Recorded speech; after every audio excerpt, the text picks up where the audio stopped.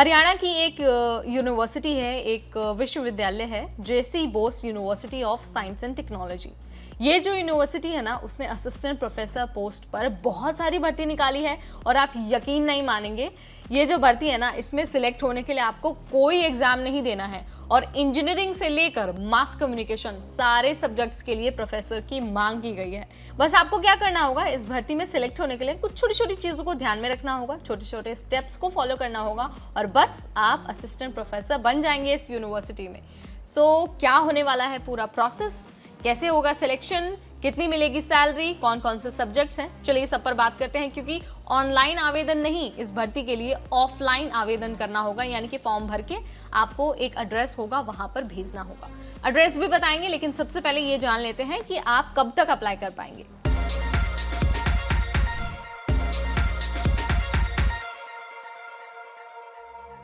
सो जेसी Bose university में अगर आपको असिस्टेंट प्रोफेसर बनना है तो आपके पास 2 अगस्त तक का टाइम है। ऑलरेडी जो एप्लीकेशन का प्रोसेस है वो चल रहा है। आप अपनी सारी डिटेल के साथ, सारे डॉक्यूमेंट्स के साथ फॉर्म भर सकते हैं और उसे भेज सकते हैं। अब आपको ना एक बार जो सब्जेक्ट्स हैं वो बता देते हैं। Animation and multimedia, computer engineering, civil engineering, journalism and mass communication, computer applications, commerce और सोशल वर्क, ये वो सब्जेक्ट्स हैं जिसके लिए प्रोफेसर की मांग है।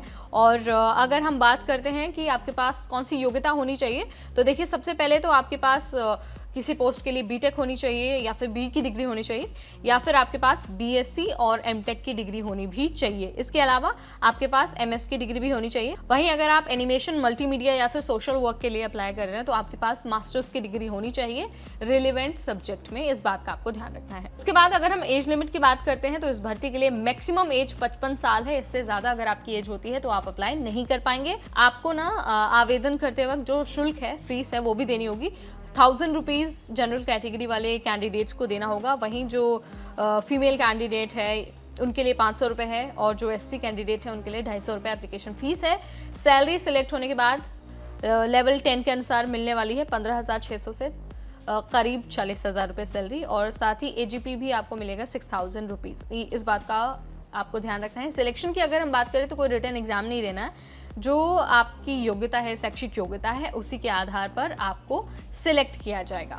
अब आपको ये भी बता देते हैं कि फॉर्म आपको अपना भेजना कहाँ है, क्योंकि मैं शुरुआत में ही आपको बता चुकी हूँ, ऑनलाइन नहीं ऑफलाइन आपको फॉर्म भरना है और फॉर्म भेजना है। सो पता है deputy registrar, JC Bose university of science and technology, YMCA Faridabad. ये एड्रेस है, आपको हमारे स्क्रीन पर भी दिख रहा होगा। यहीं पर आपको अपना एप्लीकेशन फॉर्म भेजना है, भरना है अच्छे से और उसके बाद अप्लाई करना है। ठीक है, इस बात का आपको ध्यान रखना है।